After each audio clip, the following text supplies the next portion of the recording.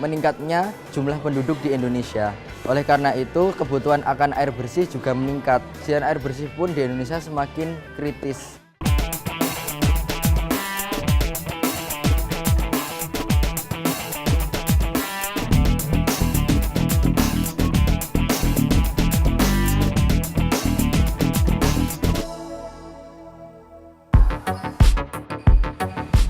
Hai Sobat Bumi, yang muda, yang peduli lingkungan. Cocok banget ya untuk dijadikan salah satu moto kehidupan nih buat Sobat Bumi. Apalagi yang masih semangat dalam melakukan aksi lingkungan. Pas banget nih, Nadia sekarang berada di Institut Pertanian Bogor. Kenapa? Karena sedang diselenggarakannya nih ICEF, yaitu Indonesian Civil and Environmental Festival 2014. Nah, Sobat Bumi, ICEF ini diselenggarakan oleh Himpunan Mahasiswa Teknik Sipil dan Lingkungan IPB. Makanya jangan kemana-mana, tetap ikutin Nadia di Bumi ke Satu.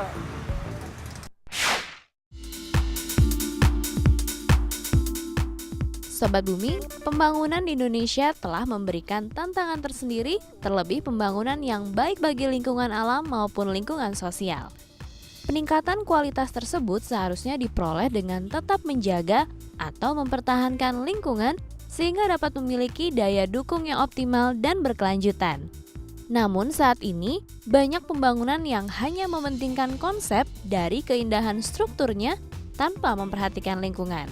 Untuk itu diperlukan program pembangunan hijau berkelanjutan yang berprinsip untuk memenuhi kebutuhan generasi masa depan dengan konsep saving land, saving material, dan saving energi. Proses pembangunan yang berlangsung sejauh ini tidak hanya menyebabkan ketimpangan antar wilayah, tapi mengakibatkan semakin timpangnya pembangunan desa kota. Untuk membangun hubungan yang saling menguntungkan antara desa dan kota, maka konsep eco-village bisa menjadi solusi. Untuk menggaungkan kembali pembangunan hijau yang berkelanjutan, Sobat Bumi kita dari Himpunan Mahasiswa Teknik Sipil dan Lingkungan Institut Pertanian Bogor mengadakan kegiatan Indonesian Civil and Environmental Festival atau ICEF 2014. Pastinya banyak ide yang muncul dari acara ini, yang nantinya untuk mendukung pembangunan Indonesia ke arah yang lebih baik. Apa saja ya kegiatan Sobat Bumi kita ini? Kita segera simak saja yuk Sobat Bumi.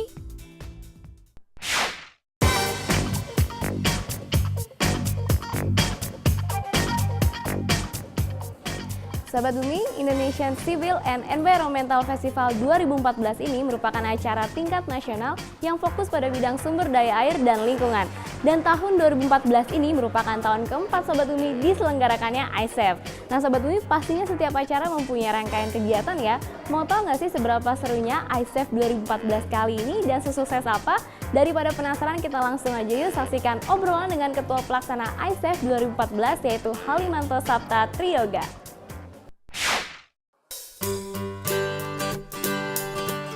ICEF tahun ini kita mencoba terobosan baru dengan tujuan mensinergiskan antara elemen pemerintah dengan akademisi dari kalangan pelajar SMA dan mahasiswa, sehingga ide-ide yang bisa disumbangkan menjadi aplikatif dan kemudahan pekerjaannya nanti dapat digambarkan karena kita mendatangkan teknisi dan juga konseptor dari kalangan pelajar.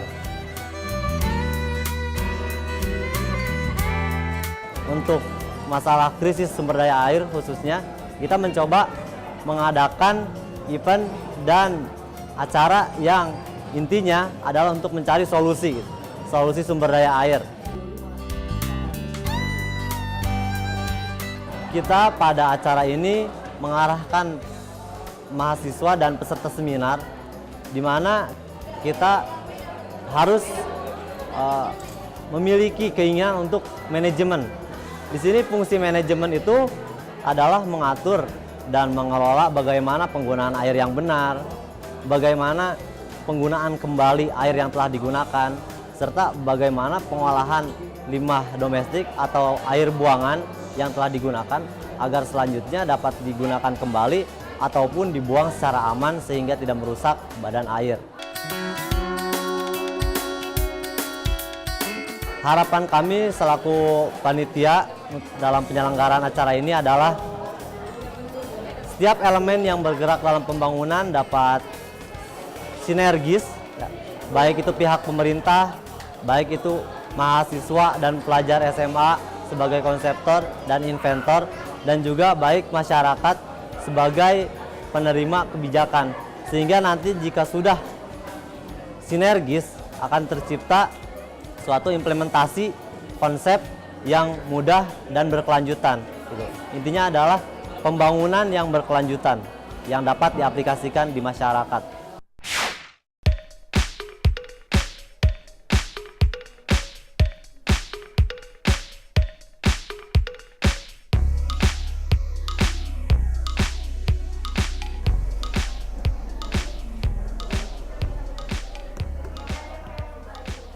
Sobat Bumi, sekarang Nade berada di lokasi tempat diletakkannya seluruh hasil karya dari Sobat Bumi kita di ISEF 2014 kali ini. Di sini ada 3 booth Sobat Bumi. Tempat Nade berdiri adalah merupakan booth inovasi bahan bangunan. Dan di sana ada lomba karya tulis ilmiah, dan di sebelahnya ini adalah booth desain Eco Village. Nah, Sobat Bumi mau tahu nggak sih serunya mereka seperti apa dalam membuat seluruh hasil karya ini, dan apa sih ide mereka dalam membuat seluruh hasil karya ini? Penasaran? Saksikan yuk obrolannya.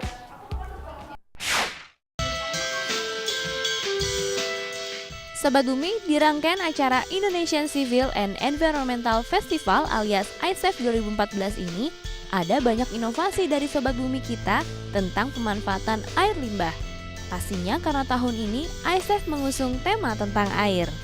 Oke deh, kita mulai saja ya dari kategori SMA dan sederajat. Di sini ada Sobat Bumi kita, Rufiatit Darojatul dari SMA Negeri 1 Malang yang membuat instalasi pengolahan air limbah menggunakan limbah batang pisang. Kita langsung saja yuk tanya-tanya proyek mereka ini. Alat penjernihan air ini kami menggunakan limbah batang pisang. Dan mengapa kami menggunakan limbah batang pisang tersebut? Itu kami melihat dari kesenjangan lingkungan yang selama ini terjadi, di mana tanaman pisang banyak terdapat di lingkungan kami, tetapi selama ini yang dimanfaatkan hanya buahnya saja. Nah, dan dari kesenjangan itu kami kemudian meneliti bagian-bagian lain dari tanaman pisang tersebut, di mana kami menemukan salah satu manfaat dari batang pisang tersebut yang kemudian kami olah yang dapat menjadi alat penjernih air ini. Nah, kemudian selain dari limbah batang pisang itu sendiri, alat yang kami buat tersusun dari bahan-bahan spons, kapas, pasir, dan batu. Nah, batu yang kami gunakan ini terdiri dari 2 jenis, yaitu batu besar dan batu kecil. Nah, untuk penyaringannya sendiri kita bisa mulai dari limbah rumah tangga.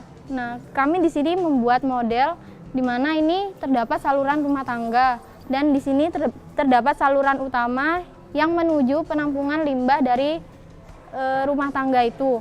Tetapi dari penampung ini tidak langsung menuju ke alat penjernih. Mengapa? Karena di sini akan dilakukan pengendapan zat-zat yang terdapat pada limbah tersebut, agar dalam proses penyaringan alat tidak bekerja terlalu berat. Nah, kemudian jika telah diendapkan, kemudian air limbah tersebut akan disaring melalui alat penjernih yang telah kami buat tadi. Nah, dari penyaringan tersebut kemudian kami mendapatkan air jernih yang dapat ditampung di bak ketiga. Nah, hasil jernih dari alat penjernih yang kami gunakan hanya dapat digunakan atau dimanfaatkan untuk mencuci, mandi, dan menyiram tanaman. Sementara untuk konsumsi, kami masih melakukan penelitian lebih lanjut karena hasil dari air yang untuk dikonsumsi tersebut harus mendapat persetujuan dari Jasa Tirta. Dari Malang kita bergeser ke Jombang ya Sobat Bumi. Di sini ada Sobat Bumi kita yaitu Nada Itorul Umam dari SMA Darul Ulum 2 Jombang yang membuat instalasi air limbah untuk irigasi tanaman selada dari jerami nangka. Inovasi ini mereka namakan Minangkabau Water Filtration. Kami membuat sebuah alat filtrasi yang nantinya dapat digunakan untuk irigasi tanaman selada. Karena menurut Kementerian Pekerjaan Umum, dominansi kebutuhan air atau aplikasi air di Indonesia itu diaplikasikan ke irigasi sawah. Sebenarnya di keadaan alam atau realitas sesungguhnya, air limbah dari sungai akan dialirkan melalui Minangkabau Water Filtration. Lapisan pertama yang menerima air tersebut adalah kerikil besar. Kerikil besar di sini bertujuan sebagai penunjang alat filtrasi. Selanjutnya, yang kedua adalah air akan melewati jerami nangka. Jerami nangka di sini mengandung senyawa yang disebut pektin. Senyawa tersebut dapat menyerap logam berat. Selanjutnya adalah air akan melewati karbon aktif atau arang aktif. Arang aktif di sini mempunyai fungsi yang relatif sama atau sama dengan jerami nangka, yaitu bisa menyerap logam berat dan senyawa kimia berbahaya lainnya yang terkandung di dalam air limbah. Selanjutnya, air limbah akan melewati pasir. Pasir di sini partikelnya sangat kecil-kecil, sehingga air yang lewat, air limbah rumah tangganya seperti partikel-partikel kecil ataupun substansi kecil lainnya akan tersangkut di dalam pasir. Selanjutnya yang terakhir adalah air limbah akan melewati ijuk. Ijuk di sini memiliki sifat yang elastis dan kuat. Ijuk di sini juga memiliki sifat yang tahan air, sehingga air limbah yang masih memiliki substansi kecil yang lolos di pasir akan tersangkut di ijuk. Akhirnya akan didapatkan air yang bersih atau air yang lebih jernih daripada air limbah. Selanjutnya, dari air hasil olahan Minangkabau Water Filtration ini akan kami irigasikan atau kami aplikasikan untuk tanaman selada. Karena tanaman selada ini sangat rentan atau sangat sensitif terhadap faktor lingkungan. Seperti misalnya air hasil filtrasi ini masih mengandung logam berat, maka tanaman selada ini akan segera memunculkan efeknya dan kita tahu perubahannya. Akan tetapi dalam penelitian kami kali ini, tanaman selada baik-baik saja dan tumbuh dengan baik. Oleh karena itu, air hasil filtrasi telah tidak mengandung logam berat berupa Ag12 dan Pb12.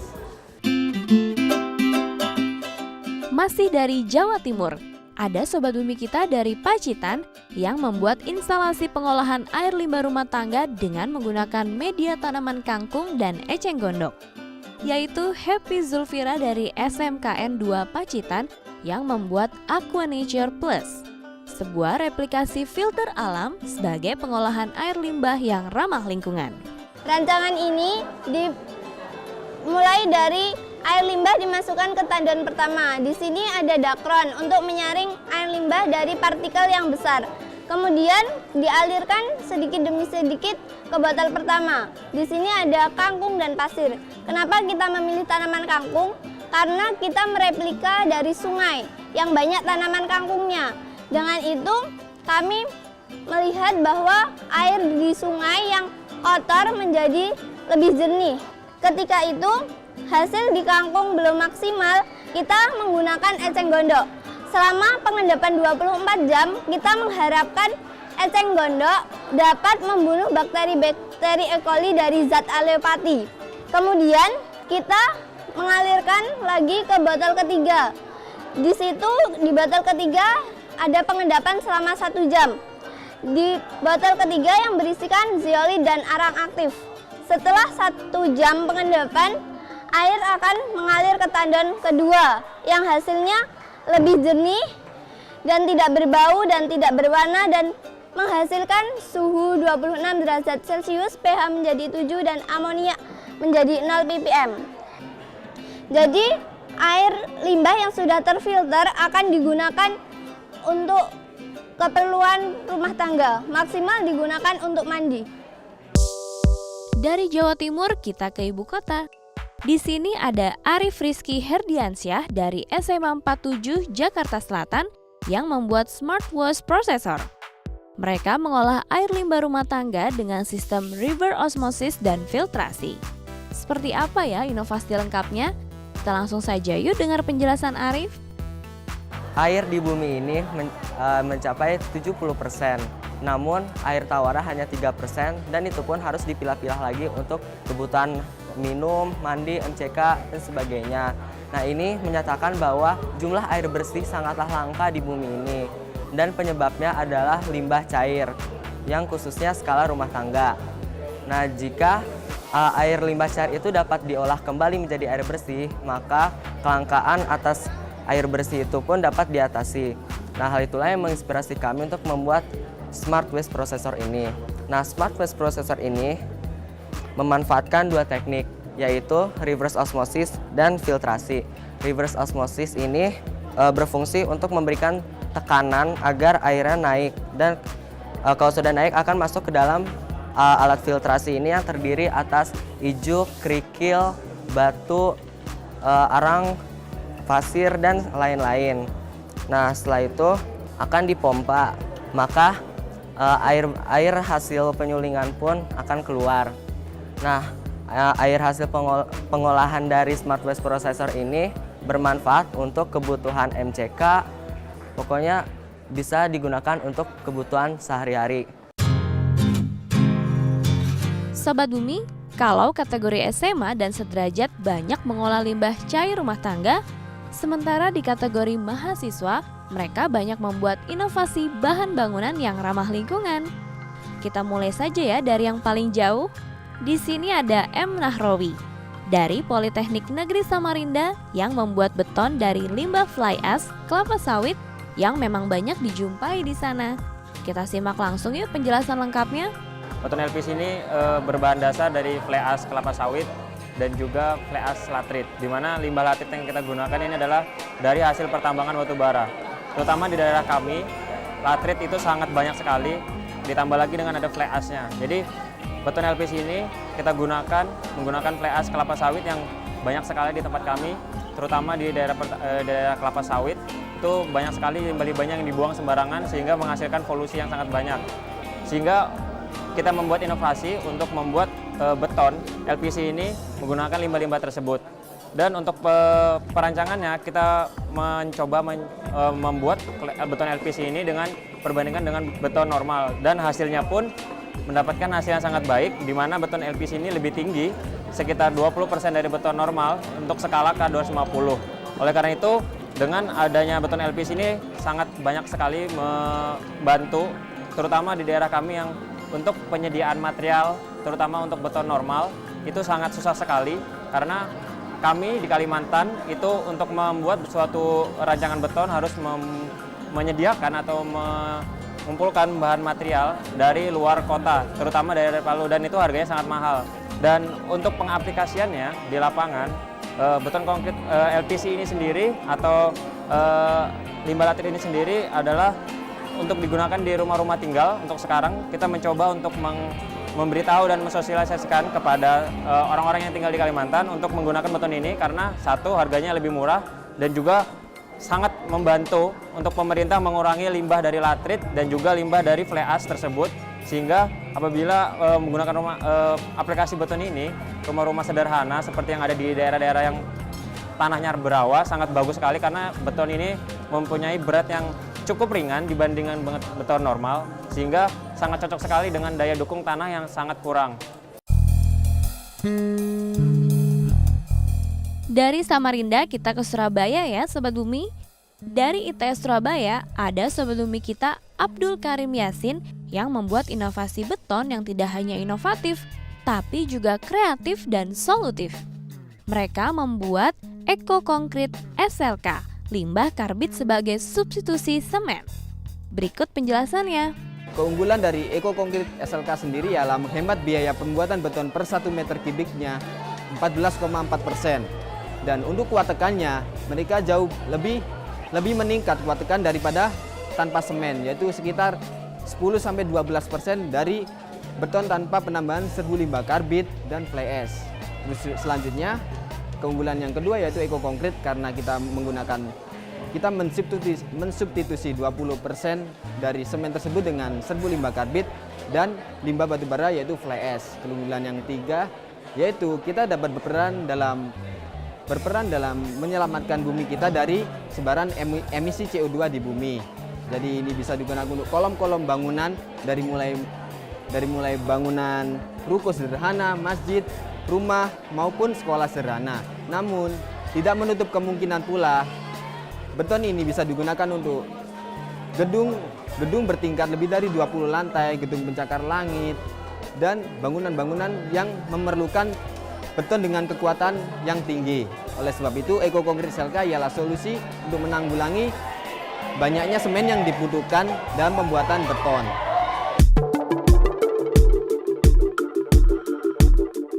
Dan yang terakhir ada Sobat Bumi dari ibu kota. Di sini ada Ahmad Waris Maulana dari Universitas Gunadarma yang membuat beton dari pemanfaatan baterai bekas yang merupakan limbah B3, bahan berbahaya dan beracun. Kenapa kita memilih baterai bekas untuk dimanfaatkan sebagai bahan campuran beton? Alasannya adalah karena di masyarakat kita banyak menemukan bahwasanya baterai bekas itu belum ada penanggulangannya. Dan kalau misalkan dibiarkan saja dalam jangka waktu yang lama, limbah baterai bekas ini termasuk ke dalam limbah yang B3, yakni bahan beracun dan berbahaya. Jika dalam waktu yang lama dibiarkan saja, itu tentu sangat berbahaya sekali, baik itu bagi lingkungan maupun bagi kehidupan manusia. Nah, untuk itu kami mencoba memanfaatkan limbah baterai bekas ini sebagai bahan campuran beton. Nah, komposisi yang kami gunakan di sini sebanyak 2%. Jadi batu baterai bekas ini kami manfaatkan sebagai substitusi agregat kasar atau split.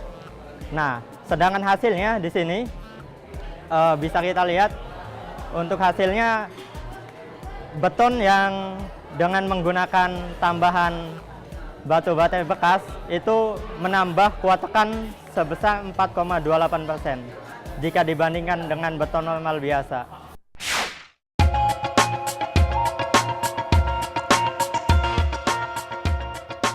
Sobat Bumi, udah lengkap semua ya rangkaian acara di event ISEF kali ini. Sekarang kita jadi paham apa pentingnya sebuah pembangunan yang berkelanjutan, di mana pembangunan ini bukan hanya mengejar pertumbuhan ekonomi dengan mengorbankan lingkungan, namun sebuah pembangunan berkelanjutan dalam jangka panjang tanpa menghabiskan modal alam. Sebab sebuah keniscayaan bahwa pertumbuhan ekonomi dan kelestarian lingkungan bukanlah pilihan yang saling meniadakan. Sebuah keniscayaan keduanya dapat berjalan beriringan. Kunci ekonomi hijau lagi-lagi merupakan pemanfaatan sumber daya alam yang berkelanjutan. Pembangunan berkelanjutan atau berwawasan lingkungan merupakan suatu keharusan karena keterbatasan daya dukung lingkungan untuk mengantisipasi pertumbuhan ekonomi dan meningkatnya populasi penduduk di Indonesia.